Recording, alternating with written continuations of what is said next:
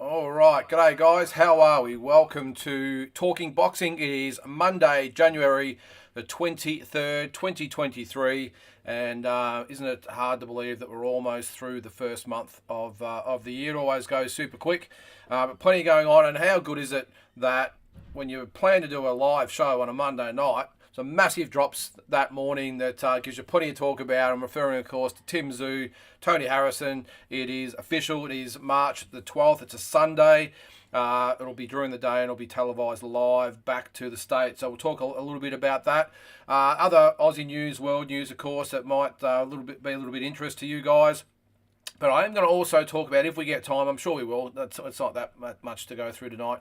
But what I want to do is go through the top 10 fights involving Aussies against global superstars that could be a possibility in the near future or maybe in a couple of years' time. So 10 fights, Aussie fighters against international stars that would be just mammoth. I mean, and some of these fights you probably think, well, there's no really way they could probably take place. But hey, who would have thought we would have got Horn and Pacquiao and Kambosos and Lopez and, of course, now Tszyu and Charlo maybe. So all these sort of fights that are coming to a head, maybe Zarafa, Golovkin, all these sorts of ones coming up.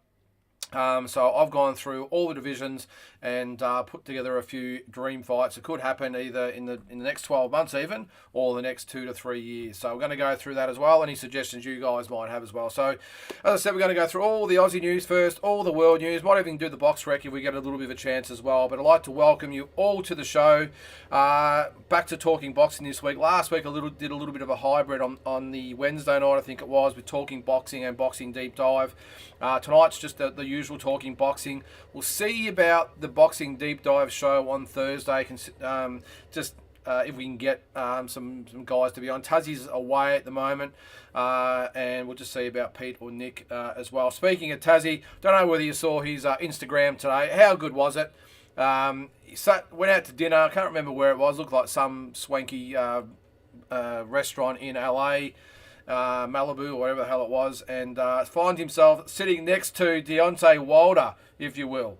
G'day, Carl. How are you, mate? Thanks for joining in there, mate. So he's sitting beside Deontay Wilder. Now, knowing Tassie the way I do, the odds are he would have got up and pretty much did his best to tackle Deontay Wilder and get a photo and get a bit of video, whatever. But it was awesome. How good is that? I just messaged him before, and who would have thought or believed it that you'd sit down for dinner in LA and you'd be sitting next to the former heavyweight champion, or one of the ex-former heavyweight champions of the world, Deontay Wilder. Thought he went a little bit too far, I got to say, with calling him one of the greatest heavyweight champions ever. I can probably understand, hey mate, if you've got to get a selfie with a Deontay Wilder, you say whatever needs to be said to get that photo. So I'm not having a crack at you, but drawing a little bit of the a long bow there, if you ask me. Say he's one of the greatest heavyweight champions of all time. So, but as I said, good luck to him. Hope he's having a good time over there. If he is watching this, hope he has a ball with his lovely one over there. And and I think he's actually going to Vegas as well. And I'm not sure if Tim Tszyu's actually there when he's there, but I'm sure that he'll do his best to catch up with Tim. I did see today, before we get into all this, guys, I did see it was a great initiative, I will say, in Vegas. I think it was the last few days of Tim training in Vegas. So what they did, there's a lot of Aussies over there that unfortunately couldn't get refunds on the tickets, air tickets I'm talking about. I was lucky enough to get a credit for mine, so I'll be using mine later in the year. But a lot of Aussies unfortunately couldn't get the same deal. I'm not sure whether it was different airlines or different deals, whatever it might be. But for whatever reason, they couldn't get a refund or a credit on their flight. So they've gone over there anyway. Well, Glenn Jennings, being the man he is, we love Glenn. He's an awesome guy and a fantastic manager. What he did was put it out there to the Aussies in Vegas to have a certain amount of tickets at the door. You have to message Glenn, of course, to get on the list. And he had an open session with all his Aussie counterparts in one of his last sessions in Vegas. I thought that was unbelievable, and I wouldn't expect anything less from Glenn and the team. They really appreciate the fans, and how good it would have been to be over there and get a selfie with Tim and watch him train. I did see there was no video there, but I'm sure there were plenty of photos. So, good on Team Tszyu for doing that. It was awesome. And I'm sure the people over there who, well, I was just going to say, might have been a little bit disgruntled about having to go to America and Vegas without the fight actually happening. Vegas is one of those places, assure me, that there's plenty to do, and it's a good holiday for a lot of those people, and that just would have been the icing on the cake. Now, the way this show works, this is your show.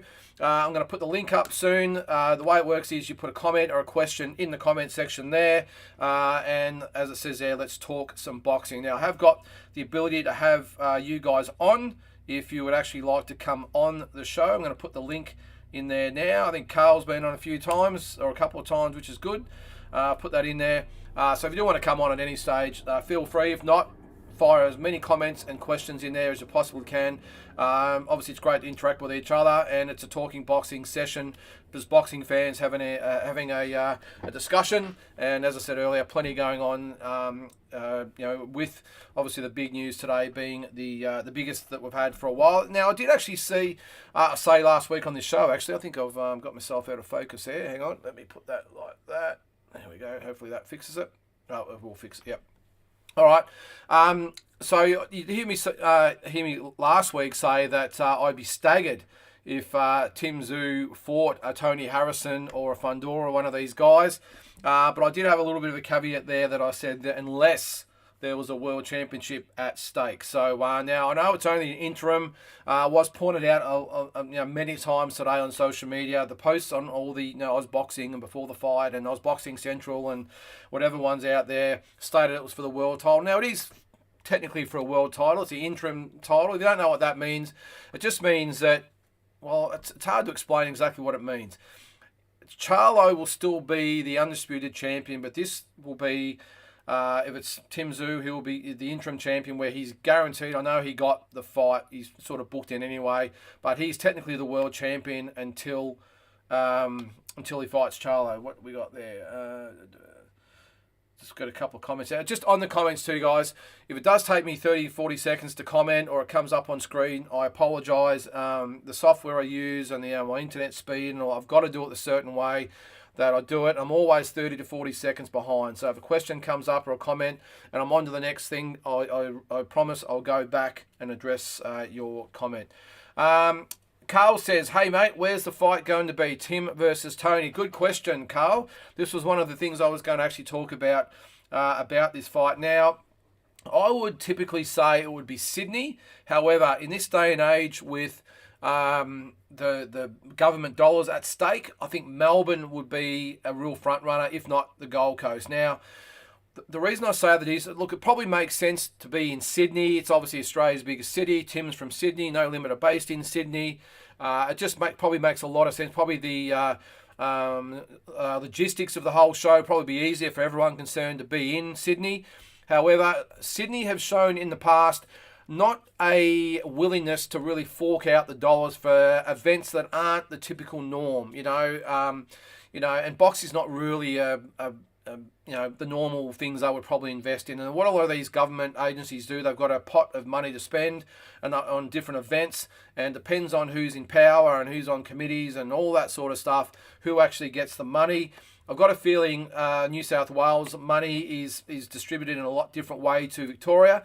Victoria takes great pride in being the sporting hub in Australia, and whether you're a Victorian or what, doesn't matter. It's fact that Melbourne is the capital of sport, not only in Australia, but the Southern Hemisphere, and even one of the main ones in the world. If you haven't been to Melbourne before, I'm sure everyone has. The sporting precinct there is second to none of anywhere in the world. The MCG holds 100,000 people. You've got Rod Laver Arena, I think it's 15. You've got John Cain Arena that has, I think, about 10. Across the road, you've got Amy Stadium. It's an outdoor stadium as well. You've got Marvel Stadium. Apart from Marvel Stadium, all these centres are all within walking distance of each other. 5-minute walk either way, and then there is arenas and that as far as the eye can see. It's a great district. And then you've got Marvel Stadium where the Kambosos Haney fight, the first one was, with the roof, can get 50,000 in the stands. On the ground, they could probably get another 20,000. So technically it's a 70,000 seat arena if they wanted to be. Not really the type of stadium, I will say, that's great for boxing. Costas, who actually fought there back in 2003, and of course the Kambosos fight as well, not great. Aussie rules grounds aren't great for fights because they're just too big. That's one thing I will say I liked about going to the Horn Pacquiao fight. Even though it was 50,000 people there, you were right amongst it because it's such a compact sort of, with the rugby league fields are only about half the size of AFL fields, so it's a lot better.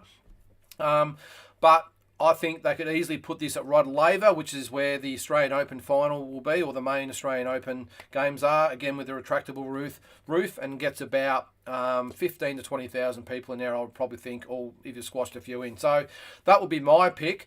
As I said, I'm not really, probably confident about Sydney, but the other one is the Gold Coast. I know they've been thrown up as well.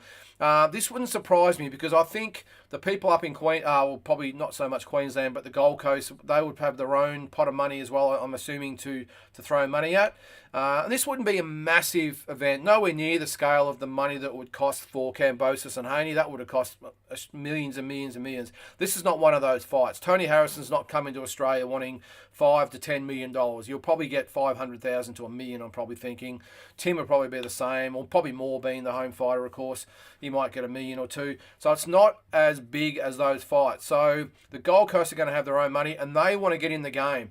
You would have seen they had the Jaya Pataya fight up there, of course. They want to get in the game about being a little bit more of a tourist hub, get tourists there, because a lot of these people don't realise, and Melbourne obviously do.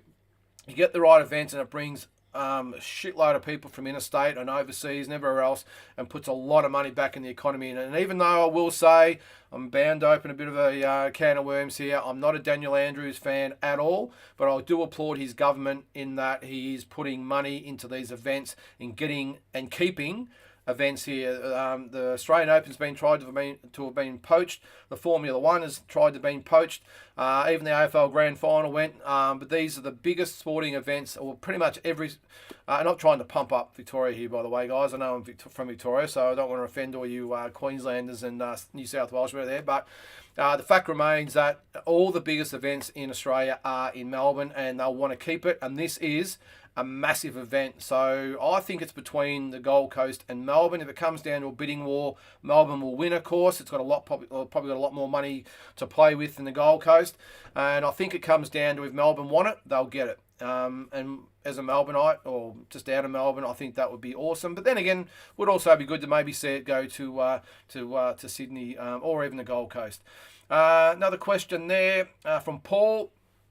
Tim's not resting on his number one spot. He wants to fight the best. Well, Paul, mate, that you got to, no matter, and I've never really heard anyone say anything bad about Tim, but if you do have any detractors out there, surely they could not have any bad words to say about him in this case. This is a guy who is guaranteed the shot at Charlo, the undisputed champion of the world. He's guaranteed a shot at those 4 belts. Now, as I actually suggested last week on this show, that he maybe should fight, around a top 15 to 20 contender, just to keep busy. Someone that's not a big puncher, someone that's not really a threat, but is durable enough to give him some rounds. That's what my pick would have been. And a name that's sort of, well, I'll say big enough to keep the cred.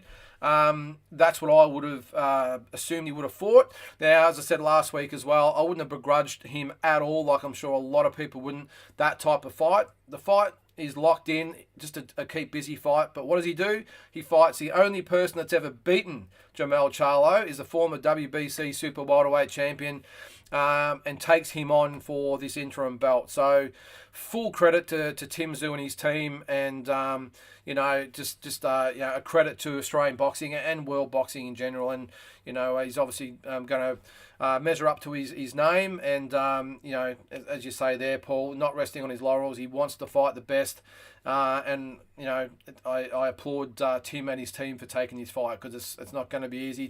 Tony Harrison is a very, very good fighter. Might be slightly past his best, but 3-4 years ago is when he beat Charlo for the title. Got stopped in the rematch, but Charlo tends to do that in rematches, doesn't he? He tends to step it up a gear. So, no, make no bones about it. This is a tough fight for Tim Tszyu. Tommy B, I know a belt is involved, but still have to give Tim credit for taking a tough fight and missing that undisputed shot. Yeah, as I just said, Tommy. Look, I will say I don't think the fight would have happened if there was no belt at all. And to be honest with you, I don't think maybe even Tony Harrison would have taken the fight to come all the way to Australia. I know the payday will be good with no real belt or whatever involved. But whether it's an interim belt or not, it's still going to make sure that Tim's got that ranking, rating, whatever you want to call it. But it'll just solidify, and I think it will make the Charlo fight bigger than maybe what it would have been. I know here in Australia we're all over it, we love it. It's biggest fight since Kambosos and Haney, about 18 months ago. But this might just gather a little bit more momentum internationally. It is obviously being back to the States on, I doubt it'll be pay-per-view, it'll be free TV, but it'll be being back there live. A lot of people obviously watch it, and I think that will just give the fight a little bit more credit as well, maybe let it simmer a little bit better, and I think it'll make that fight bigger. It'll be huge here no matter what, but even bigger in the States. So again, good on everyone involved. Stephen Bateman, how are you, mate? What up, Boxing Deep Dive? Salute. Yep, great to have you along, Stephen. And I really appreciate all you guys out there that are watching. Carl says, Tony's been knocked out 3 times. Yep, he's got a suspect chin. He usually wins rounds, then gets caught. I hope Tim reads into that. Yeah, look, Carl, I think that's the way I see the fight going. I'll be interested to hear what all you guys have got to say. I think the way the fight goes is Tim, he's patient. He does, I'm sure I'm positive, 100% positive they've done the homework on Tony Harrison. Does tend to start quick and then probably fades. And as you say there, mate, he has been stopped 3 times.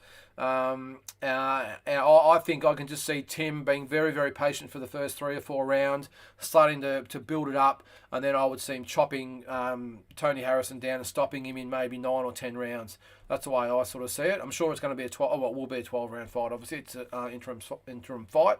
So, look, as you say there, mate, I hope Tim reads into that, mate. They'll be already across it. Well, this fight seems like it was made about a month ago, if you ask me. I think once the Charlo fight fell over, they would have been straight on to the relevant managers. I would have probably sat down and worked out who's available, obviously, who hasn't got fights booked in. Being early in the year as well would have been tough because not a lot of fighters are maybe in training at around that time. But Tony Harrison, if you remember, pretty much straight away got on the front foot, put it out there that he was available. That would have helped his cause, no doubt. I'm sure his manager would have been on the phone to No Limit and was it PBC, whatever.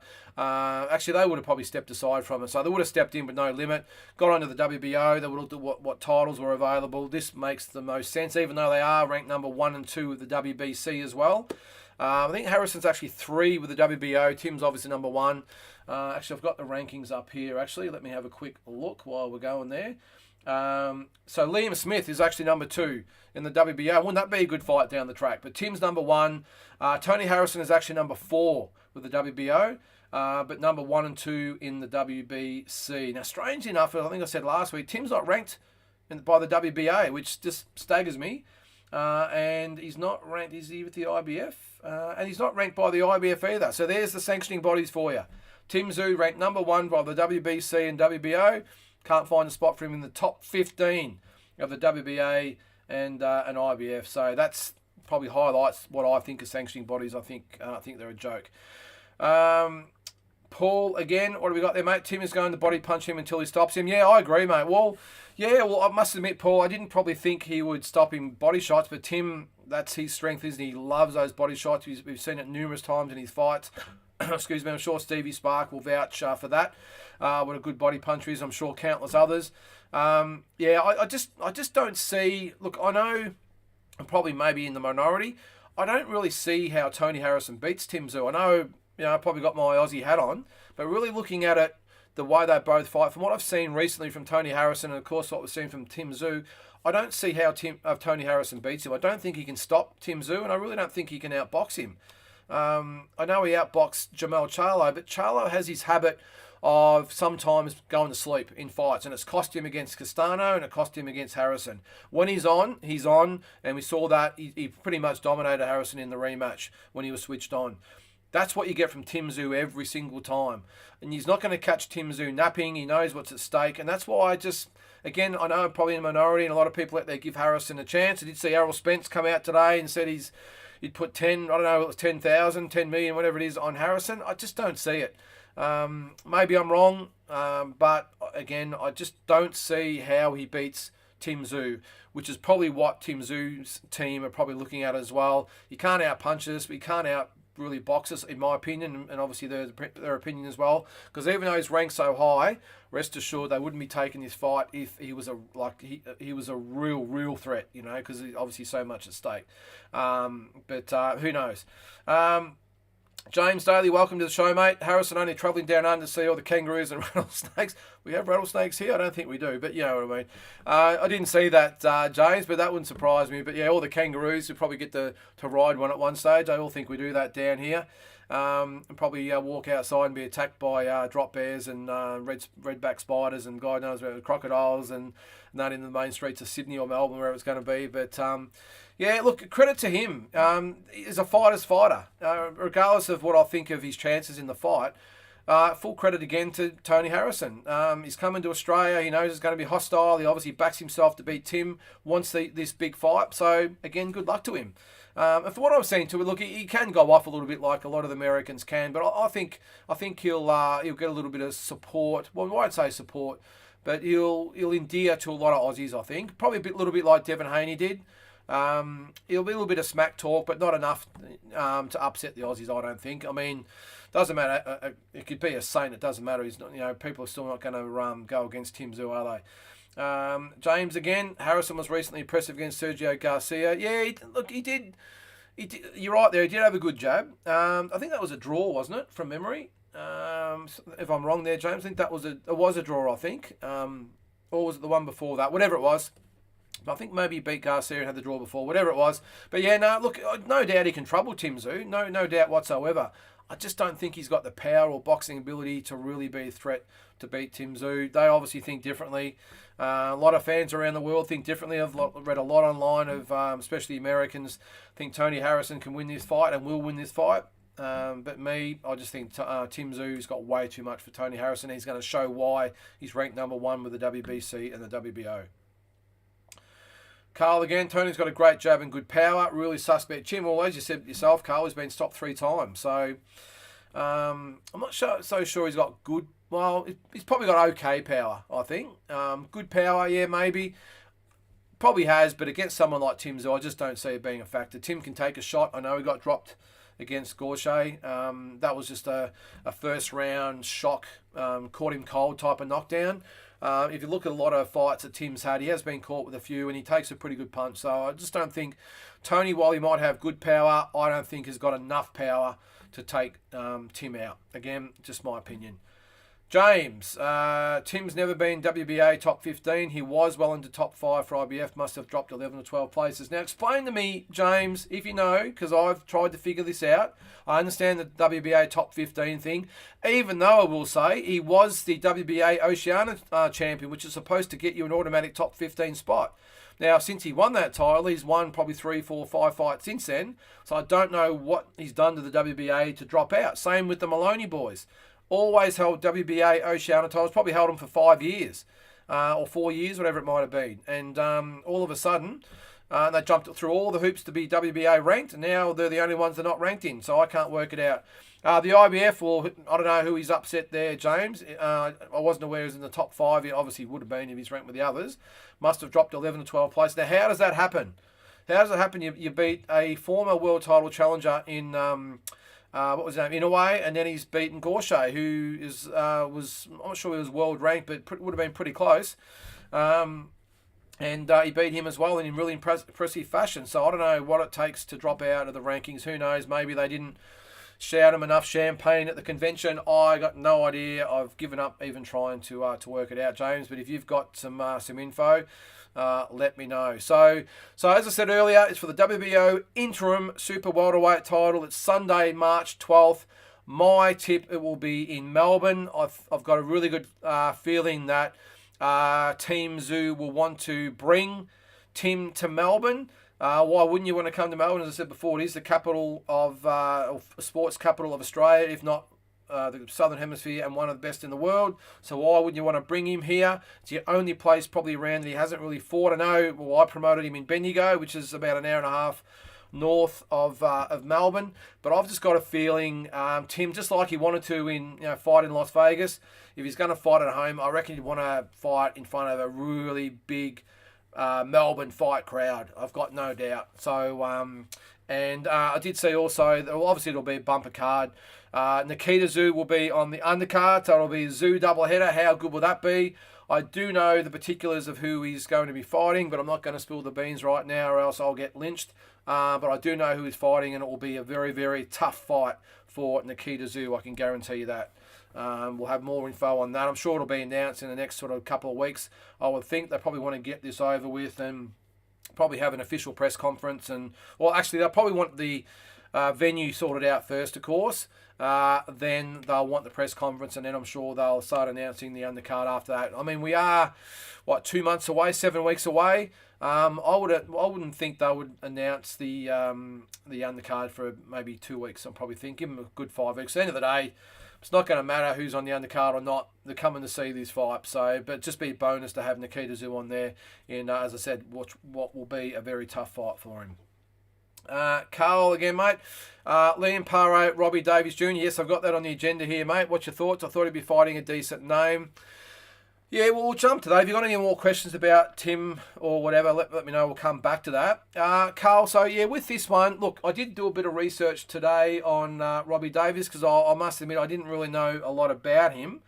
Let's bring him up there. Now, this is him here. He's 23 and 3. Not a bad record. I didn't really recognise a lot of guys on his record. Or Lundy's probably not a bad one. Is he the one that's fighting Broner? I think it is, isn't it? Or was fighting Broner.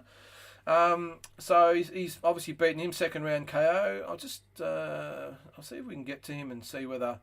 I'll just click on him and see whether he was actually penciled in the fight. Yeah, there you go. He was supposed to fight Broner, and I think he's out from that. From what I've heard, he's been suspended. But anyway, so that's not a bad win there. So you can see there, his last loss was back in 2021.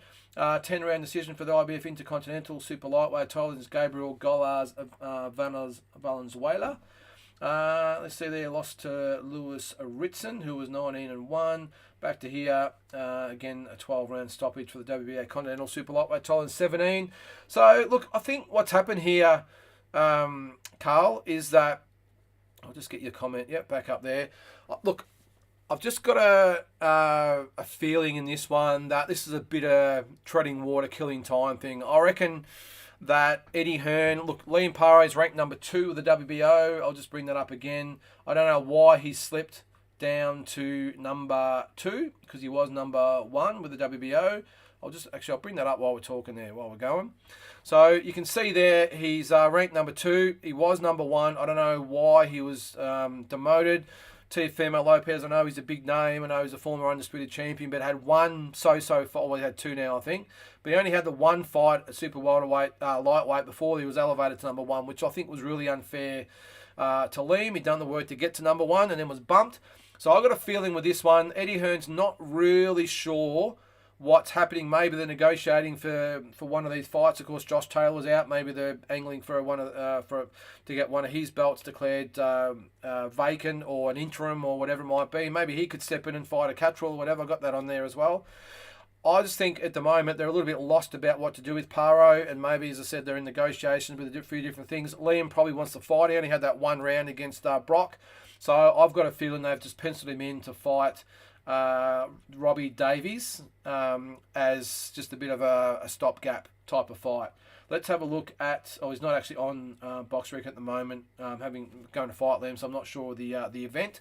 If you guys know, let me know. But I've just got a feeling that there'll be some sort of bigger sort of event, and I'll chuck that on the undercard just to keep Liam busy, keep his rating up, and because I think if I bring him up here, I'm going to just type in Liam Paro and we'll see how active he's been. I know I'm getting off topic here a little bit there, guys. Let's have a look. So after that, so he had the 1 round against Brock Jarvis. So it was 10 months before that, he went 10 rounds.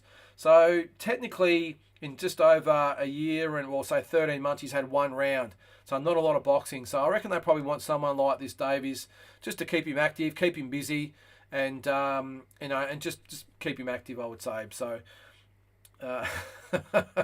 Stephen Bateman, now I want to know who Nikita is fighting. Rest assured, Stephen, it will be a very, very good opponent. Really appropriate for where Nikita is at the moment.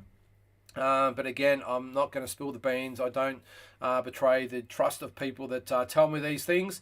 But it will be a real credible opponent, a tough opponent who's going to give him a very, very, very tough fight. Yeah, you keep asking, but I can't tell you. I'll tell you when the time's right. Carl, Josh Taylor hurting his foot sounds like a bullshit to me. Yeah, look, I tend to agree, mate. I'll just go back to the home screen here. Yeah, well, look, he's done his plantar fascia. If you don't know what that is, it's in the foot. Now, it's very, very common in football players. It is treatable. If you're an AFL fan, I'm not sure you remember, and I'm not sure actually a lot of you guys are in here, by the way, because you're all from New South Wales and Queensland, but so it's in the foot. I'll just take that off there. Where are we? If I can remove that. Yeah. So AFL players, very common in them. And I did hear a story a few years back, a guy named Robert Harvey who actually had it in his foot. Apparently, if you snap it clean, it recovers a lot better. So what he did is actually jump up on a chair or on a table and kept jumping onto the floor and snapped it. So if you had it operated on or let it heal by itself, would have been 12 to 16 weeks. What he did was snap it completely, and it was 4 weeks. So I'm not sure whether they know in England about this trip. Probably not the best way to do it, is snap it completely. But it is a serious injury if you do get it, because it could be 12 to 16 weeks. Now, what do you think about this fight with Catterall? Because now that fight's postponed. What do you do if you're Catterall? Now, he hasn't been very active since that fight, if not at all, if he's fought. So what do you do with him? I would think, I did read a few comments about this today, and I tend to agree. If I was Catterall, I would move on. I would move on from this fight. I know he wants the fight. Josh Taylor could be 6 to 12 months away from fighting. If it's a 12-week injury, 3 to 4 months, then he's going to have a couple of months of rehab, and he's probably going to want a 2 months training camp. This could be a Charlo situation here. Yes, Ross, he did. Robert Harvey jumped off the table. He's a crazy man. So if you're in the boat of same as Tim Tszyu, do you just get on with it? I would think yes. I think Josh Taylor might end up moving up in weight anyway. If I was Catterall, I'd be pushing the fight maybe a Lopez or a Paro, one of these guys, for an interim belt in the meantime. Or even maybe go after, what's his name? I always pronounce his name wrong. Regis Prograis. You could always fight him for the WBC belt. He hasn't got a fight locked in at the moment, as far as I know. So that could be an option as well. Who knows? I'm sure Prograis would want a fight with someone like a Catterall to prove that maybe, make a statement, because Josh Taylor couldn't beat him. Well, he got the decision, but we all know it was disputed and controversial. So maybe fighting him. So there's a few options for him. I just don't think he should, and I don't think he's fought for like 12 months. So by the time that fight comes around, it could be 12 to 18 months months to 2 years fighting. So it's a long time. So does he do what Tim Tszyu's done and just say, right, I'm gonna fight someone in this ballpark or try and get another world title fight? A little bit different, of course, than Tim Tszyu, because Charlo's got all the belts. I think Catterall could probably get a fight with Prograis if he really pushed it. So we'll see what happens there. Yeah, Carl, thanks, mate. Yep, 100% move on and have a chip at Regis, yes. So we'll see what happens there. So back to, I think, who we're talking about, Paro and Davies. Just to go over that there, Carl. That's what I think's happening there, is that Paro is to keep busy fight, and he's durable, 23-3. Liam Paro 23-0. So I think it's a good fight for Liam, and I just think there'll be something after that drop pretty quick, because he's hot at the moment, and I just think Eddie Hearn and probably Liam's team don't want him to lose a bit of momentum that he got from the Jarvis fight and sit on the shelf until they find something for him. So why not put him on a card in England? I'm sure that won't faze Liam. I think it's in Manchester. Yeah, sorry, it's in Liverpool, actually, on March the 11th. M&S Bank Arena in Liverpool. I've been to Liverpool a couple of times. It's a great little city, very, very working class. And, obviously it's England, typical England, March 11th. So that's what I'm probably thinking they're going to do for him. Carl, again, I think that's a real reason he struggles at making 140. Yeah, probably, mate.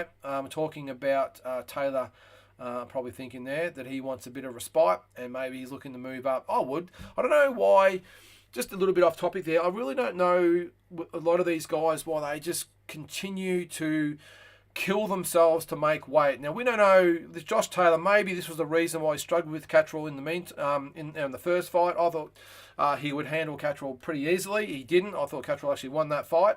I don't know why Taylor wouldn't just say, look, enough, do it in a way. Say, well, I'm done with this division. I'm struggling with weight. I'm going to move up. Plenty of fights for him at welterweight that he could go up to and fight. So why, especially with maybe Errol Spence moving up. Who knows what's happening with Crawford.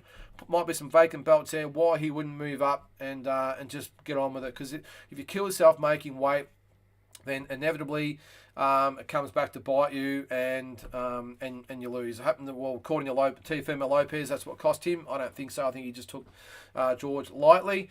I have a few fears in the Devin Haney camp as well. You've seen him lately. I know you saw the picture of him in the gym, top-ranked gym in Vegas with Terence Crawford. He looked about 2 divisions above Crawford, and he's actually 2 divisions below him. I don't know whether it was the picture or where they were standing, whatever it might be, but he's a monster for 135. That fight with Loma looks like it's May the 20th at Madison Square Garden. I was surprised he took that fight. I know he probably again wants to make a statement and beat Lomachenko, but geez, it's a big price to pay, isn't it, when you're really struggling to make weight? And there's big fights for him at light welterweight or even welterweight. So, just as I said, I don't know why these guys kill themselves to make weight. In a way, it's like, you know what, I'm done with this division, I'm moving up. Could be some other big fights for him. He's like, yep, you know what, I'm not going to kill myself to make weight, and up I go. So, it just bewilders me sometimes.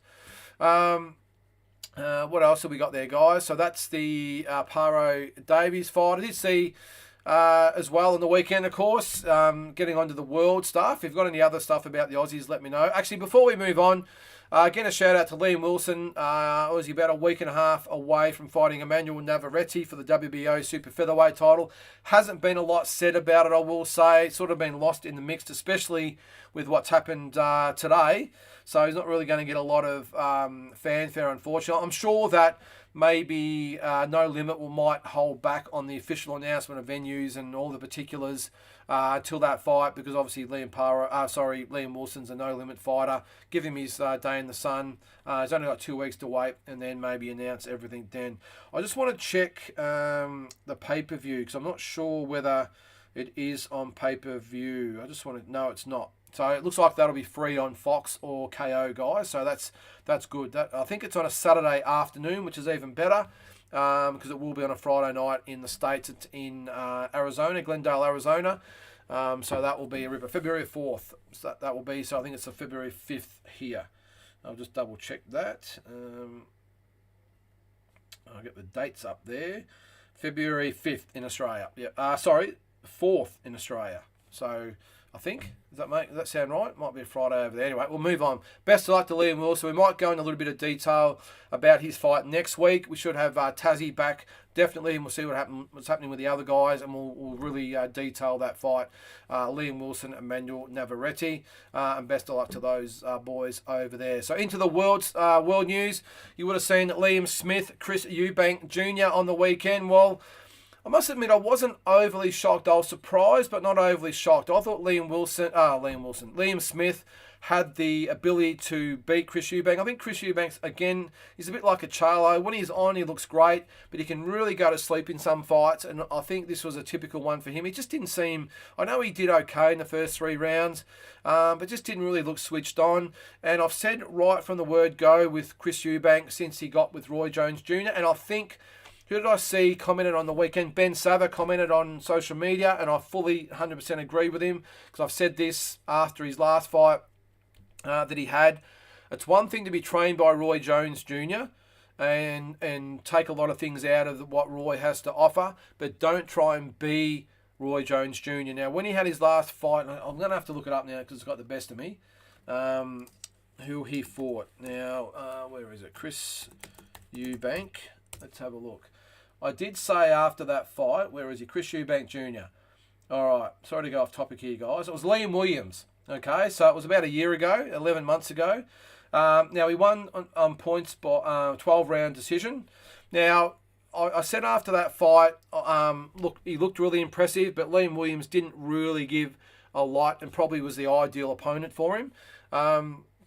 One thing I did say after that fight was that he was trying to be Roy Jones Jr., and that was fraught with danger, because Roy Jones Jr. is so blessed with his reflexes and the way he's very unorthodox with the way he fights.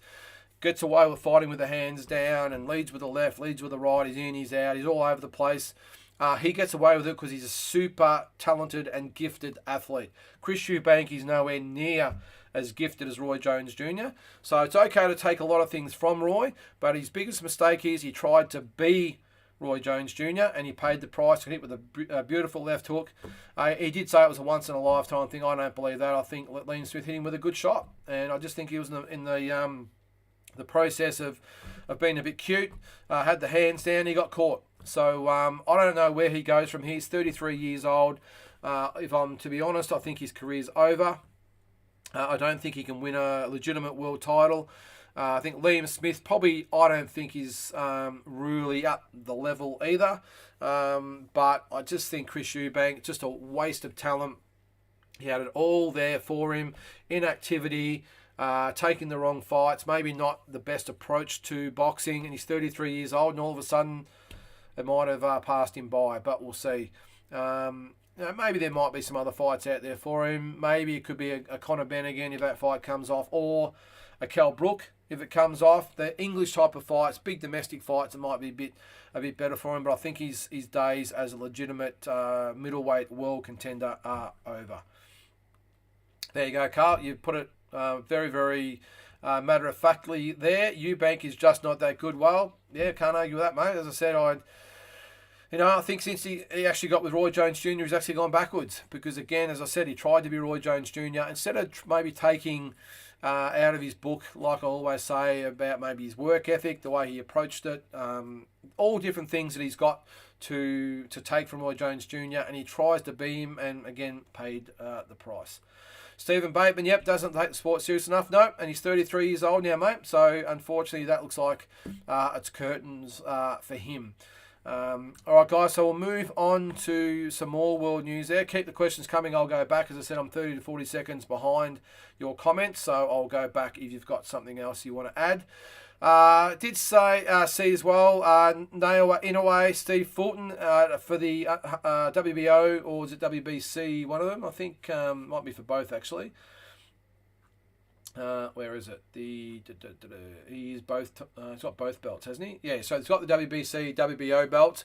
Not sure whether they'll both be up for grabs. I'd say they will be. That's for the super bantamweight. So 122. Pound titles. I did actually say that I thought Fulton might be moving up, but looks like he's going to hang around and fight Inoue. Got to give it to Inoue as well. Doesn't get fazed by fighting these guys, and he just wants to fight the best, and he wants to be undisputed at this. So look, if you look at the ratings, he could beat Fulton. He'd be the WBC, WBO champion, and then you've got looks like he's Kazakhstan. I'll try and pronounce his name. I can never get it right. Murodjon Akhmadaliev. Hang on. Akhmadaliev. I think that's how you pronounce it. He's got the WBA and IBF. So, in a way, could technically unify the division in 2 fights. And you'd have to liken him to a Manny Pacquiao at that stage by going up 4 divisions and winning, was it 2 or 3 undisputed titles. So, just a once in a generation is Inoue, just an unbelievable fighter. So, what do you think of that? Who wins? I think Inoue beats anyone right up to probably 126 if you ask me. So featherweight, but we'll see. Another fight that looks like it's not going to happen in the near future is Tyson Fury and Anthony Joshua. Fury did an interview last week and didn't really spend a lot of time on Joshua, except to say that I don't think it's going to happen in the near future. He's got his eyes obviously on Alexander Usyk. That seems to be the fight they're trying to make for the first half of 2023. But we're already 1 month down, so are they going to do it? I'm sure they'll get it done. It's too much money at stake. But the other one that surprised me, he's been talking about for a while, that seems to be gathering a little bit of steam, is the ex-UFC heavyweight champion Francis Ngannou. So I think that's a bit of a circus fight. It couldn't obviously be for the world heavyweight title. It'd be more of a McGregor-Mayweather type of event. I think Fury was even talking about doing it in a cage with the small gloves, but under boxing rules. I hope he doesn't. I know he has a habit of, as I say, talking it up in the industry and just getting people talking about him. Conor McGregor does it all the time, and Fury does it as well. I would hope that fight wouldn't happen. Maybe it could happen maybe in a couple of years' time when Fury's boxing career is over and he could do what Mayweather did. But I hope it's just Usyk and then maybe he looks at Joshua after that. But who knows? Another heavyweight fight that looks like it could be in the works is Deontay Wilder and Andy Ruiz. Looks like it could be in May. for the WBC #1 ranked position. Now, it's interesting. Would you want to see Deontay Wilder, Tyson Fury 4? Now, I should have got Tassie to ask Deontay Wilder when he saw him today, obviously at the restaurant. But would you want to see number 4? Has Wilder got a shot at Fury? I think that Fury beats him 10 times out of 10. I know they fought 3 times, and it's technically 2.5. I still think Fury did enough in the first fight to get a very, very close decision. Obviously, put a full stop on it, and then an exclamation mark in it for the third fight. I don't know. And I'm not sure Andy Ruiz is really a match for Tyson Fury either, to be honest. But hey, look, who knows? They fight each other. Maybe they could fight an Usyk or Joe Joyce or one of those types of guys. I don't know. I would love to see Wilder and Joshua, I will say. I think that would be probably, aside from Tyson Fury and Usyk, I think that's the biggest fight in the heavyweight division is Wilder and Joshua. I think that'd be great, especially if they did it in England. I think it'd be massive. But that looks like it's going to be in May for the WBC mandatory. So we'll see what happens there. So that's about it for the world news, guys. What I'm going to start with now is what I said at the start. I'm going to go through 10 potential super fights involving Australian fighters that I see on the horizon. Some of them could be a little bit further on the horizon than others. What you guys think of it. If it did happen, how does the fight go down? James Daly, Joshua versus Aussie, Dempsey McKean, I think you're thinking of. I know that was all the news last week, James, but I've just got a feeling from what I've been reading and hearing and seeing in the last sort of week or so that fight might be off. I've heard that or read that Joshua's not really keen on fighting a southpaw, which of course Dempsey McKean is, and would like maybe someone a little bit easier in the interim to maybe get a win under his belt. So that at this stage doesn't look like it's going to happen. Who knows? Next week we could be talking about the announcement of this fight. There's April 1st, but it doesn't look like it's going to be McKean at this stage. Which I feel a little bit for McKean, a little bit too. That would have been great if the fight had happened for him. Who knows? It still might, but at this stage, from what I'm gathering, James, it's not. So as I said, guys, the 10 potential super fights involving Aussie fighters. I've concentrated on the men at the start. Maybe you might do the girls next week. But I've sort of started heavyweight and worked my way down. And as I said at the start, some of these fights could be on the verge of actually happening, becoming reality. Others could be a year, others could be 2, others could be 3, but probably no more than probably 3 is what I'm thinking of. So we've got so many young stars that are coming through at the moment. So we'll see what happens there. So let's start with the heavyweights, guys. I'm going to start with, this is one that could be probably 2 to 3 years down the track. I'm going to start, well actually I've got 2 at heavyweight. First one is Justis Huni and Joe Joyce. Now, the reason I've chosen Joe Joyce is because I think Justis Huni is probably 2 years away from really being in a position to take a big fight. Now, I know they'll probably want to rush him through a little bit, but what's he had, 5 or 6 fights? 6 fights it might be at the moment. So I just think there might be some fringe contenders that he might have in the meantime over the next couple of years. But I see Joe Joyce. I don't see Wilder or Fury or Usyk being around by the time Huni's really about to make his move on the heavyweight division, or whether those guys will want to fight him. I'm just not sure. But I'll put Joe Joyce in there because I sort of see him as the next heavyweight in waiting that's going to be the man. So, as I said, I'm probably looking at 2 to 3 years. Joe Joyce, I think by that stage, will probably have one of the belts. And I see Justis Huni as being that guy who's maybe had 12 to 15 fights. 12 to 15 fights in that time. And I think that would be a massive fight for those involved and for Aussie boxing. But as I said, I've just sort of put a line through Wilder, Fury and Joshua because I just don't think they will be at that at the top of the tree. Usyk's the other one, at the top of the tree in 2 to 3 years' time. I think Fury only wants Usyk and Joshua, and then he's out. Maybe this other guy, the UFC guy, in a bit of a novelty fight. I don't see Joshua being around purely because I just don't see him getting back to where he was, and I just don't think his heart's in it as much as it was. And I think he might be around for another 12 to 18 months, and maybe he'll either be put out of it by being beaten again, or the appeal won't be there. Usyk has openly said that he only wants 1 or 2 more fights. He wants Fury, then he's out. And Wilder, I think, will just be probably onto other things by that stage. But you never know. So that's where I see that one. Justice Honey, Joe Joyce. How do I see it going? Looking at the crystal ball in 2 to 3 years' time. Justice Honey for me. I think he gets those fights under his belt. A little bit smaller, we'll say, for a heavyweight. Joe Joyce is not called the juggernaut for nothing. He's a monster. So I think that's a tough fight. I just think Honey's speed. I think he's...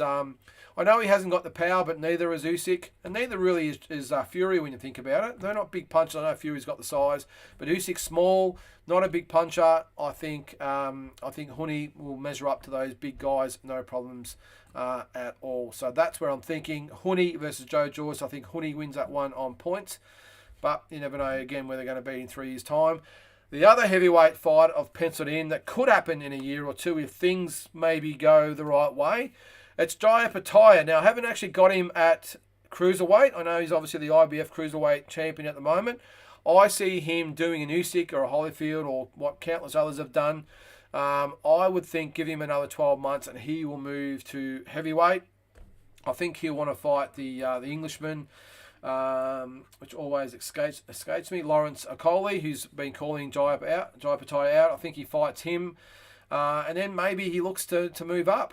And I think if all things go according to plan, Usyk could be the guy. You just don't know. Again, I'm not sure whether Jai's got the appeal or to be in with the Wilders or Joshua's or these types of guys, but you just don't know. So if I'm picking a heavyweight super fight that I reckon they would have earmarked, it would be Jai Opetaia and Alexander Usyk. Tough one for Jai, I will say. You'd probably have to tip Usyk, but look, who knows in a year or two, 2 years' time. I think Usyk will be 37, 38, and you just don't know. James again. Derek James needs to reinvent Josh. Is that who he's... Oh, he's the trainer, of course, yeah. He does, mate. He's got some work. I know, obviously. I was a little bit disillusioned with Joshua why he would get rid of Robert Garcia after one fight. Because from all accounts, he didn't really listen to Garcia, what he was trying to do in camp and in the corner.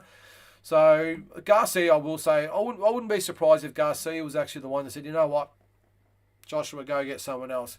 Garcia is a no-nonsense type of guy, a bit like a Freddie Roach. Doesn't like to be dictated to. He likes to get paid, do his job. And I've got a feeling that Joshua would be the type of guy that would be, no, I'm telling you the way we're training, not the other way around. So I was surprised that when Robert Garcia was initially announced as his trainer, but I'm not surprised at all that now it lasted for one fight, because Garcia wouldn't tolerate any prima donnas, if you ask me. But Derek James, yeah, he could be the guy, could get enough out of Anthony Joshua. I suppose time will tell. So that's the next one, Jai Opetaia, Alexander Usyk, who wins that one. On to the next one. Now, this is probably, I will say 2 years, maybe 3, because they're going to really fast-track this guy. I'm referring to Paulo Acuso. Now, I know he's only had, 3 fights, I think it is. This guy, in 12 months' time, could be knocking on the door. He's that talented. I think they're going to try and get 4 or 5 fights under his belt this year. I think you'll see him a lot on the No Limit shows. I think he's the type of guy, I know he's made no secret he'd like to beat Jeff Fennick's record for the record of fights to win a world title. I don't think he's going to get there, but you never know. A lot's changed in 40 or 38, 39, whatever years it's been since Jeff won his belt. So you don't know, but I wouldn't be surprised if Paulo Acuso has 4 to 5 fights this year, which will get him to 9, 10 fights, whatever it might be, 8 or 9 fights, and then give him another year. And Beterbiev, who knows? He's going to hopefully have the unification with Bivol. He's definitely going to be around in another 2 or 3 years' time. How good a fight would that be? Acuso and Beterbiev for the undisputed light heavyweight title. I think it would be massive. And that is the fight I can see in 2 to 3 years' time. Maybe 2. Because I reckon by that stage, Paulo would have had, what's he had now? What did I say? 3. He might have had 15 fights by then. At least a dozen. And, Liam Wilson's showing now has had 12 fights and fighting for the title against a seasoned guy like Navarrete. So, who knows? But that's number 3. Paulo Acuso, Artur Beterbiev. I'm not going to make a prediction because who knows where Acuso will be in that time. But that would be a great fight. The next one, This includes everyone's favourite, Michael Zerafa. I say that with a little bit of tongue-in-cheek because he gets a little bit of stick, does Zerafa. Now, I've got him in. This is not against Gennady Golovkin. Now, that's the one that I know they're all talking about. I know it seems to be on everyone's lips at the moment. I've just got a feeling that Gennady Golovkin won't want to fight Michael Zerafa unless he wants a keep busy fight or an in-between fight or whatever it might be. Or I know he's got the interims at the moment. Michael Zerafa is ranked, I know he's highly ranked for his titles. He's ranked number 1 with the WBA and number 2 with the IBF, so it does make sense. But I've just got a feeling Golovkin's going to look at a Lara or a Munguia or one of these types of guys to sort of get back. I don't see that Zerafa fight as being a money fight for him or even a fight that can actually get him really motivated. Unless those belts meant everything to him. And when you're at this level, I don't think they do. I really don't. Mayweather and Pacquiao and all those guys, they didn't worry about belts. They worried about legacy, money, and you can put it on the poster. No one really cares whether there's a belt on the line or not. And I think Golovkin sort of falls into that category. So as I said, I would think he would want a Lara or a Munguia, I think, before he would fight as a Rafa. And I think even Falcao could be in line before Michael. But if it didn't come about, I'll spit this out eventually. Jermall Charlo. I'm not talking about the light middleweight version. I'm talking about the middleweight version. Now, just hear me out here. I think this could be a fight that could actually gain some momentum. I know Michael's only ranked number 15 by the WBC, but Charlo hasn't fought, is it 18 months or getting close to 18 months? Maybe he wants, he might have a voluntary defence for starters and just wants an easy fight and sees Michael as that. I'm not saying Michael's an easy fight. I'm just saying he could see him as an easier fight. Who knows? If it all goes a certain way, who knows that Michael Zerafa could get a shot at Charlo. Charlo might just want that voluntary defence just to keep busy, get himself back in the mix.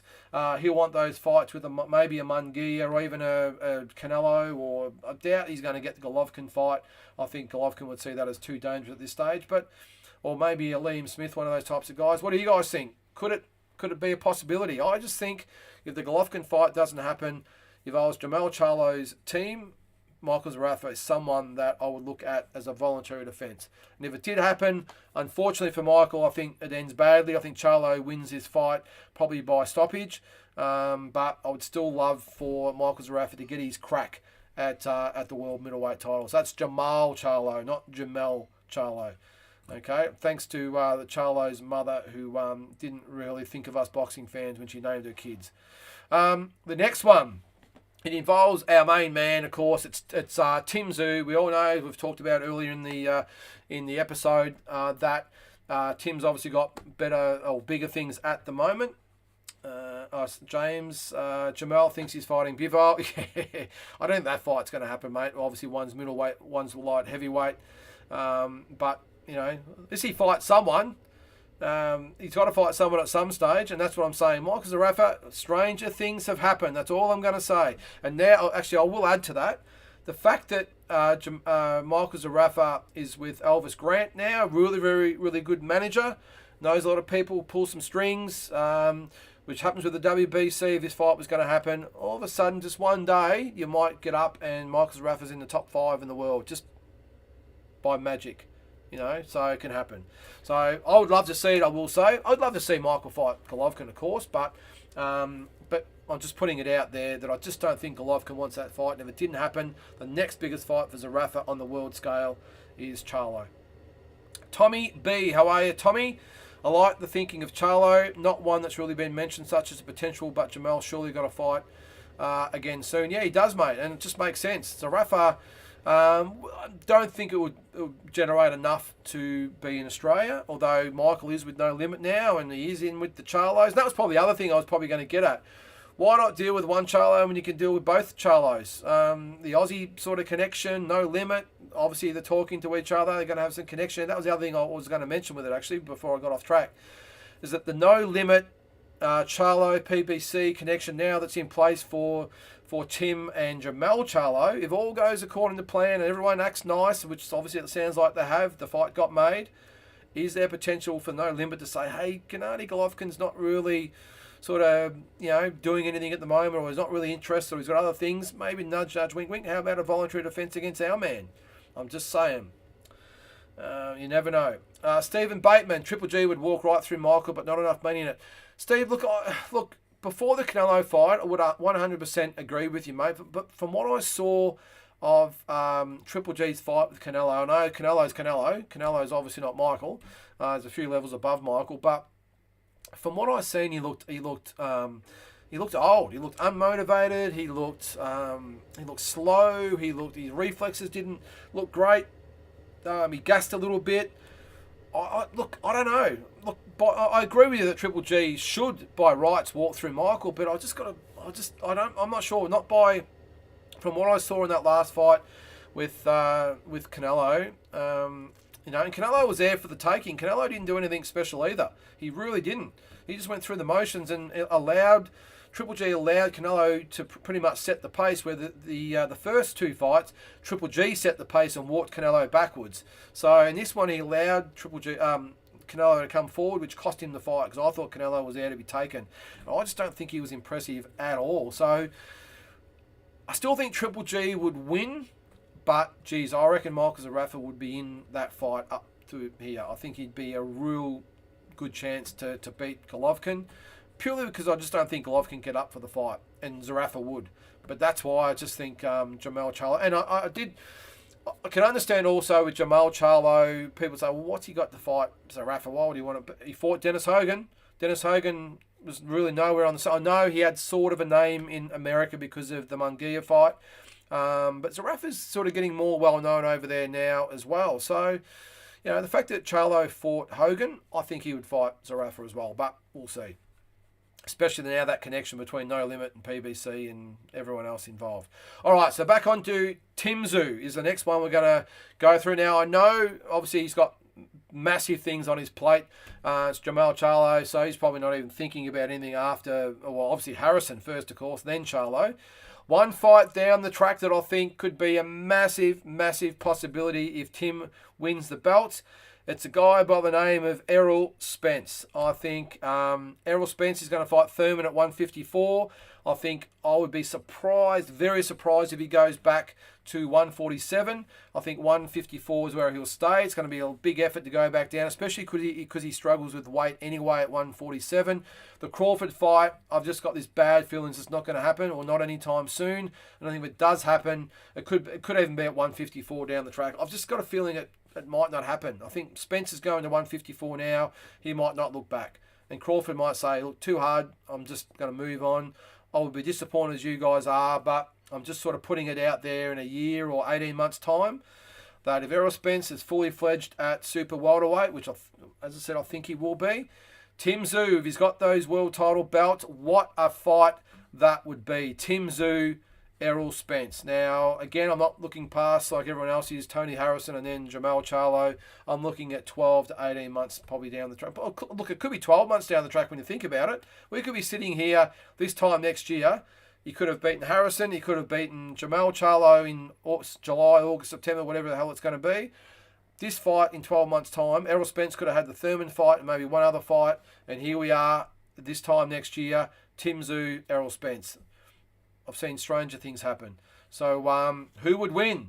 Tim Tszyu, Errol Spence. I just think, I'm not going to make a prediction because a lot could happen in the next 12 months. And obviously Tim's got his fights and Spencer's got his fights.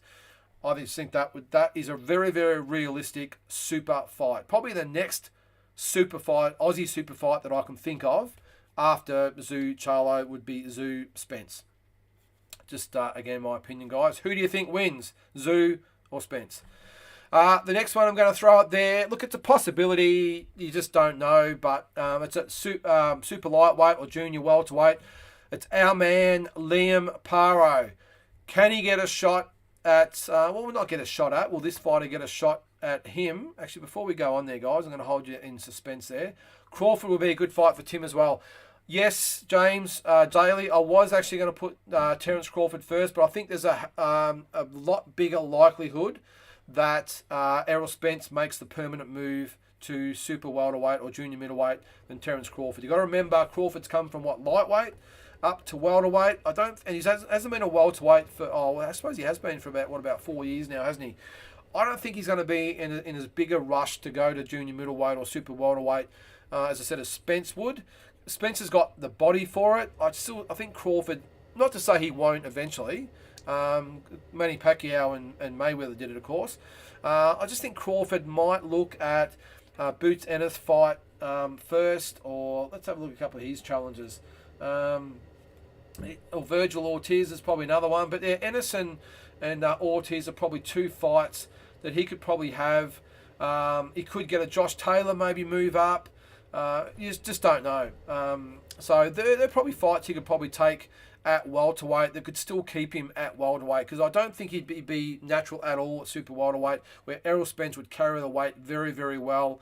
And that's why I just think he's a better fit to get that fight. And I think Tim would love to get his hands on Errol Spence after Charlo, because he's sort of cut from the Kambosos cloth. Is Tim is that, hey, I got the belts, but hey, I want the best. Let's go. And he's proven that, obviously, as we've said a few times tonight with the Harrison fight. I think he doesn't want easy fights. He wants the best. And I think if he beats Charlo, Spence could be after that, but we'll see. Carl says Bud smashes Boots. 100% agree. Carl, I'm not a massive rap for Boots. I know everyone talks about him as if he's Mayweather and Pacquiao combined. He's a good fighter, I will say, and I think it'd be a good fight, but I'm with you. I'm not sure he smashes him, but I think he beats him comfortably, if you want to call that a smashing. I think Crawford beats Boots, but it would be a hell of a fight. But I just think that's a big fight for Crawford. And what I'm probably trying to say with the Crawford side of things is that he's got 2 or 3 still good fights at that weight. No need to rush. Errol Spence probably needs to go up because he's really battling with the weight, and there's some big fights there. Whether it's Zoo or Charlo or Fundora or whoever, or Harrison, whoever it might be, there's some good fights for Spence at that weight. So it just makes sense to go up if you're struggling in weight. And I think if Zoo wins, Spence, you got to remember, has had a lot to say about Tim Zoo, and I think he would fancy that fight as well. So that's why I see it as a lot more viable than a Crawford fight. Carl says, hey mate, say a prayer for Liam Wilson. Well, all we can do is wish him the best, Carl. Look, make no bones about it, he's up against it well and truly. Navarrete, I think no doubt he sees this fight as, the other one obviously got cancelled, so he's looking at it as just a keep busy type of fight. Liam Wilson, look, he's got the ability. I just don't think he's got the hardness as a pro yet. I know he's had 12 fights, but he hasn't had those maybe 3-4 real tough 10 or 12 round fights to get him hardened for someone like Navarrete, and that's why I think it might be a bridge too far for him. But look, hoping like anything that he gets the win. But yeah, it will be a tough case for him. If you want to say a prayer, you go right ahead. James Daly, Ortiz gets overlooked. Sick of top-level fighters hijacking division. Mate, I've talked about this numerous times on here by these champions, and I'm looking at you, Charlos, and there's a few others out there that hijack divisions and the belts by not doing anything, and that's why I applaud the WBO saying we're going to let these guys fight for the interim belts. Probably should be more of it. I'm not a really big rap for the interim belts, but I think the guys should be, I've always said, if they're unified champions, there should be some sort of leeway amongst the sanctioning bodies where you fight one man, you fight one and then maybe the next, and you do it over, you get X amount of room to play. But if you're like a Charlo that's WBC champion and you haven't defended for 18 months, I'm sorry, but if you go to that division now, I'm sorry, Jaime Munguia, and we'll put Eubank Jr. was number 2, but he's out. Munguia, you guys are fighting for the interim WBC belt, and the winner fights. Although Carlos Adames is the WBC belt, well, elevate him, but make him fight Munguia for the belt. Strip these guys.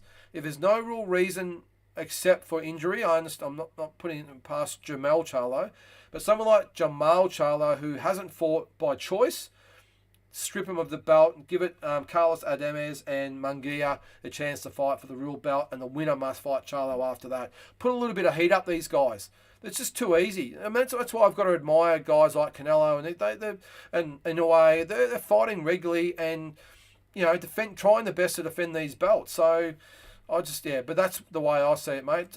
With Ortiz's situation, where was he ranked, by the way? He was ranked number one, was he, by someone? Yeah, by the WBO and the WBA. So you got Spence with the WBA, Crawford the WBO.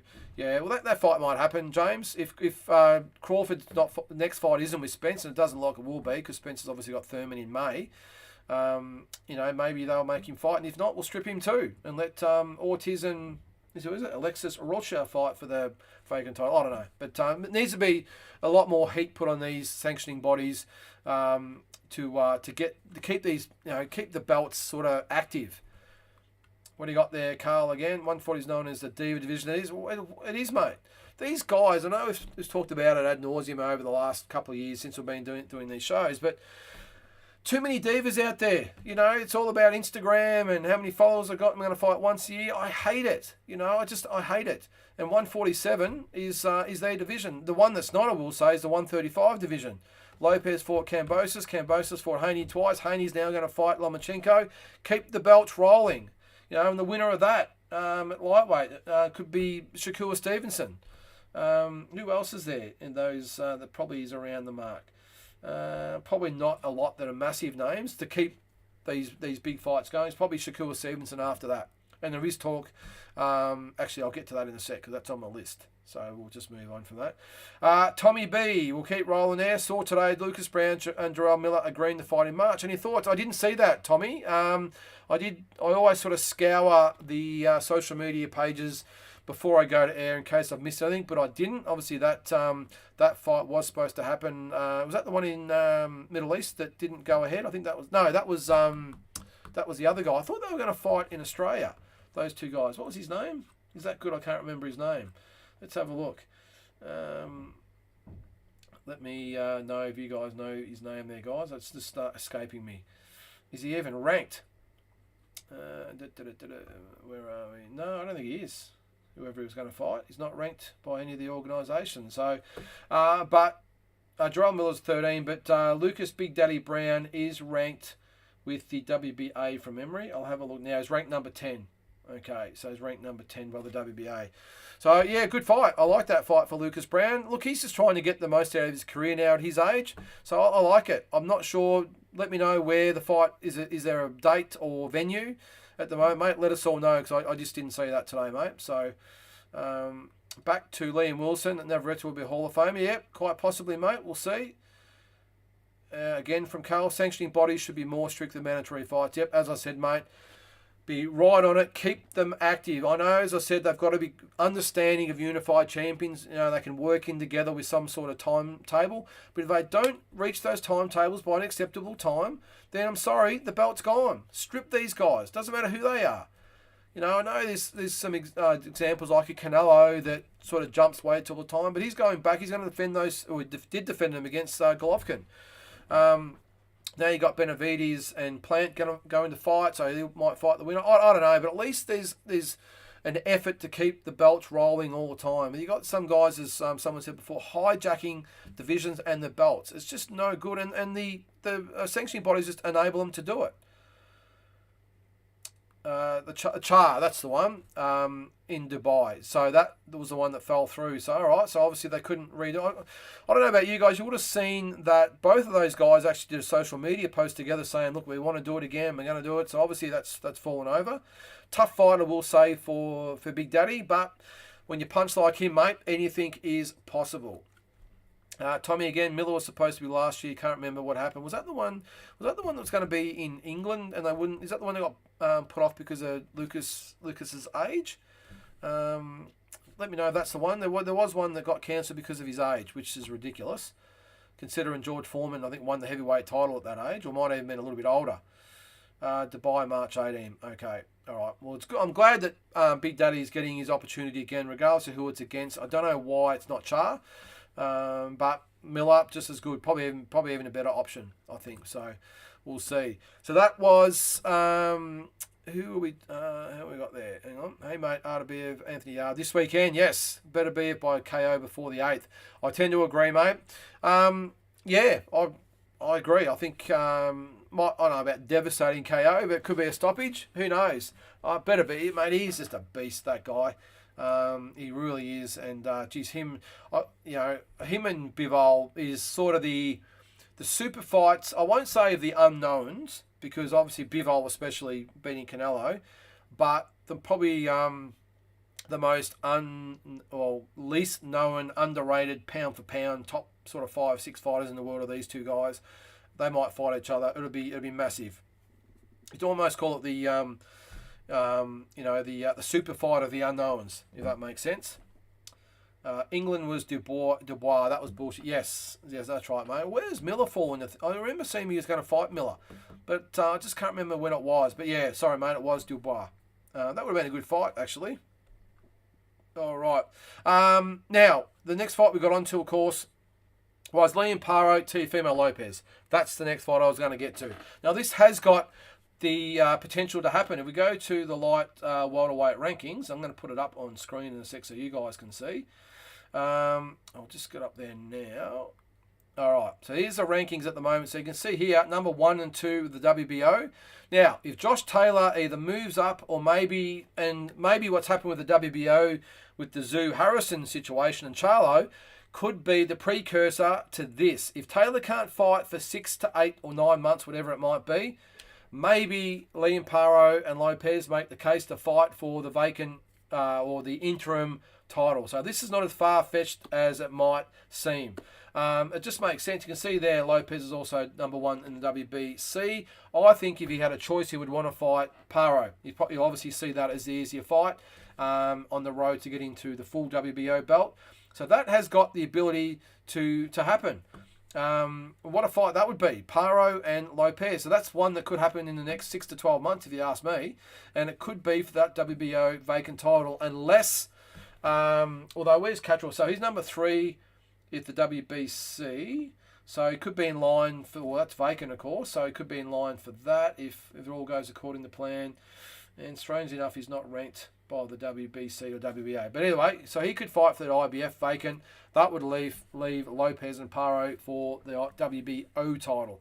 So that would be a ripper as well. So who wins that one? Paro or Lopez? I think Lopez will just be having enough of the Aussies if Paro gets hold of him, because I think Paro can beat him. I really do. Based on his last couple of fights, Lopez has not been impressive at all, and I think Paro is in with a big chance. I would like to see Paro do what Kambosos did, though, and maybe have a couple of those fights against maybe some not less lights, but maybe some good solid fighters, maybe on the downside of the career that George did with Mickey Bay and who else did he fight? I can't remember, but you know what I'm talking about. My mind goes to mush a little bit on these episodes. Jules H, what have we got there? Any word on Showtime Fleming? Been unlucky with the last few fights falling through. Nothing at the moment, mate. I do know that, well, obviously everyone knows about the fight with Dib. That came and went as quick as it was announced, didn't it? That was pretty funny, actually. That was everything that happened at the press conference, so that was gone. But I know Fleming was supposed to fight on the Big Daddy card as well, but as far as I know, Jules, nothing at the moment, mate, has been announced. So, but I'm sure there'll be something pretty soon, because he's in with is it with Top Rank? So I'm sure they're finding something. Carl Teo will get more mental problems from an Aussie. Got what's they call it? PTSD. Fighting Liam Paro. The only good thing about Liam Paro is not as in your face as what George Kambosos is. He's not a trash talker. He won't be playing mind games with him. I mean, you remember George Kambosos, and that's the George I want to get back. You know, he was Lopez didn't know what to make of him, did he? With Kambosos, so he was in his face the whole night. So James again, Paro Kambosos opponent, Paro versus a Kambosos opponent, Lopez or Haney at 140. Yeah, so that's what we've just gone through there, mate. I know again I'm behind. Well, it's about time, Andy. Hello, fans. How are you, mate? Yep, smash that. I always forget that, guys. Like, subscribe, share, all that sort of stuff. We're over 500 subscribers now, which is good. So I really appreciate all you guys logging in. So that's that one. We'll go back to the home screen there. So was that Paro Lopez? As I said, I think Lopez, both based on this, the form of both fighters at the moment, I would tip Liam Paro to take to take that fight, from what I've seen. On past performances, if Lopez at lightweight before he lost to George can come back, different story, but I think Liam Parra can win. All right, guys, we've got 4 to go. The next one, speaking of George Kambosos, he features in number 7. Of course, it's Shakur Stevenson. Now, that's one that's already been talked about at the moment. It could happen later in the year. George Kambosos is apparently going to be fighting in late April, early May. I would say it's going to be in the States, I would probably think. So he's in action then. I would be not surprised if Shakur Stevenson and George fought at the end of 2023. I think that is a great fight for George. Again, I really just, like Tim, you just got to, give these guys full credit. George, he's had the, obviously, Lopez, 2 fights against Haney. Now he'll have a tune-up, and then he'll fight Shakur Stevenson. George Kambosos, what more can you say? A true champion mentality. And I've got to be honest, I don't think he beats Shakur Stevenson. I think if you found Devin Haney tough, he's going to find Shakur Stevenson even tougher. I think Shakur Stevenson's got a little bit more killer instinct than what Devin Haney has. Haney's just content just to box your ears off all night. Shakur Stevenson, while he has a similar style to Haney, has got a little bit more of a mean streak and will try and up the tempo to try and take George out. So, great fight. Again, I applaud George. I think Shakur Stevenson takes that fight out, though, I will say. Again, Andy, great to have you on board, mate. If you've got a question or comment, make sure you put it in there. We go to number 8. Now, this is one that could be, again, a year or 2 away. Now, don't fall off your chair when I bring it up, because the guy I'm referring to, Sam Goodman is the Aussie fighter I'm looking at. But, again, don't fall off your chair when I say his opponent. I'm talking about the monster, Naoya Inoue. I always pronounce that wrong. We'll just say Inoue. Look, this is not as far-fetched as it sounds. Inoue, if he wins the 122-pound titles, could be a year, 18 months away. Sam Goodman, I think, will be at the level by that stage. Probably, 12 to 18 months. If Inoue is still around at super bantamweight, you've seen what No Limit has done with Zoo and Liam Wilson, and who knows what happens in this interim as well. I think Sam Goodman could be on the radar of an Inoue in 12 to 18 months. Probably more so 18 months. What do you guys think? Am I dreaming? I just think it's a fight that's possible. I mean, we didn't think a lot of fights that have happened recently would happen, and they have. Aussies are now more in the public eye now as far as the fight fraternity goes. A lot of respect for the Aussies in the world scene at the moment. I'm not even going to bother rattling off names. There's so many of them. Here he is, D-Style Boxing. Eric, how are you, mate? How's it going, brother? Great to have you along, mate. I hope you're getting plenty of views and subscribers on D-Style Boxing. If you haven't subscribed, guys, make sure you do. Second best boxing show on the internet. Just saying. What do we got there? So Sam Goodman for me. I think this guy's going to be in a Liam Wilson mode or model. I think he's going to be in 12 months' time, really knocking on the door of a big fight, especially with no limit. Jules says, will Goodman be on the Zoo Harrison card? I think so, Jules, 100%.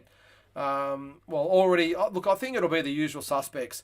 I think you'll have, although they've got to squeeze in all the Fox dates as well, so they're going to need main event guys for those ones as well. So maybe I would think it's obviously Nikita, and then maybe it might be Nakuso.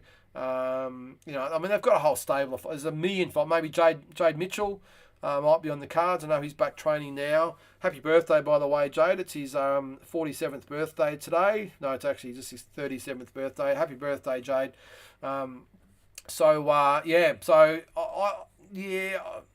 No, I'm going to say no. He won't be on the card. I think he will headline one of those or be on one of those Fox Sports cards, if you ask me, especially with Nikita being on the Tim Tszyu card.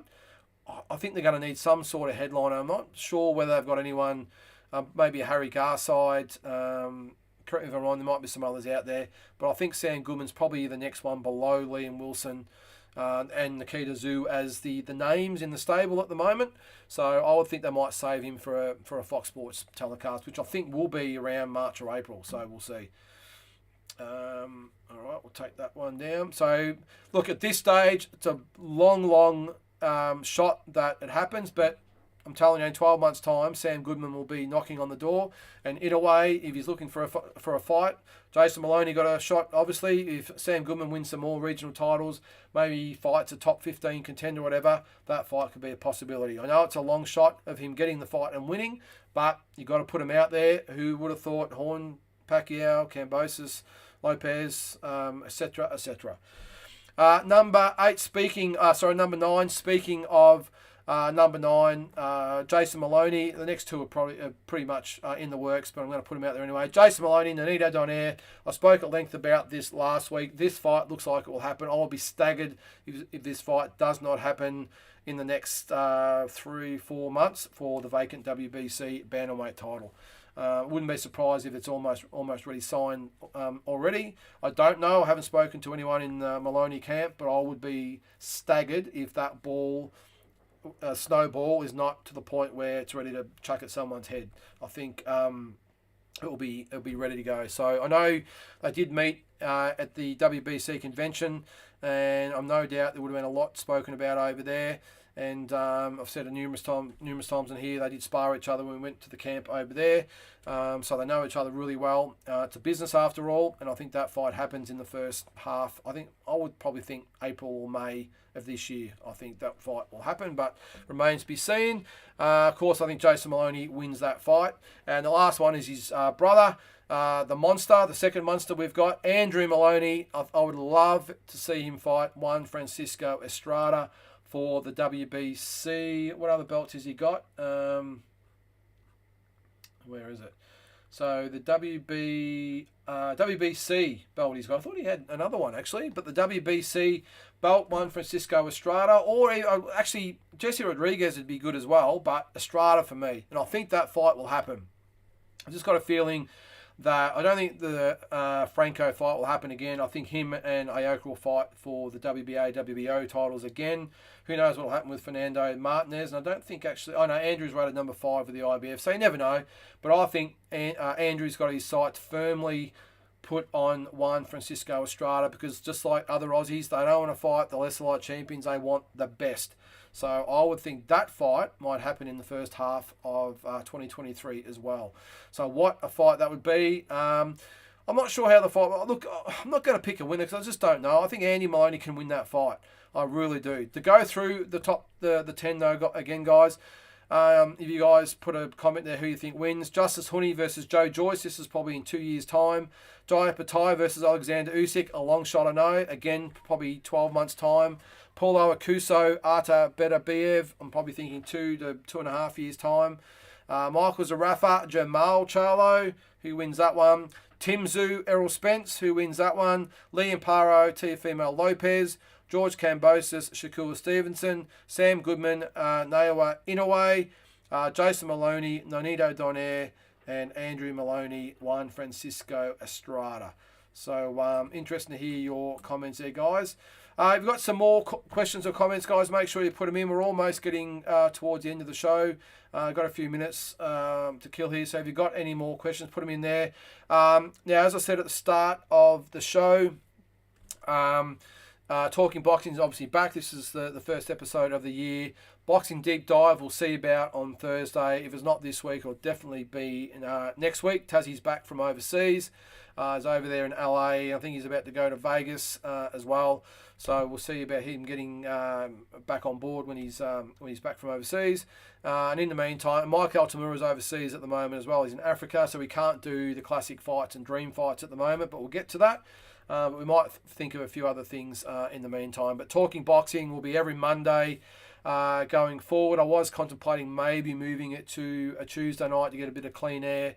But I don't think it really matters what night we do it. We're always going to be up against other shows, and whether it be boxing or football, whatever it might be.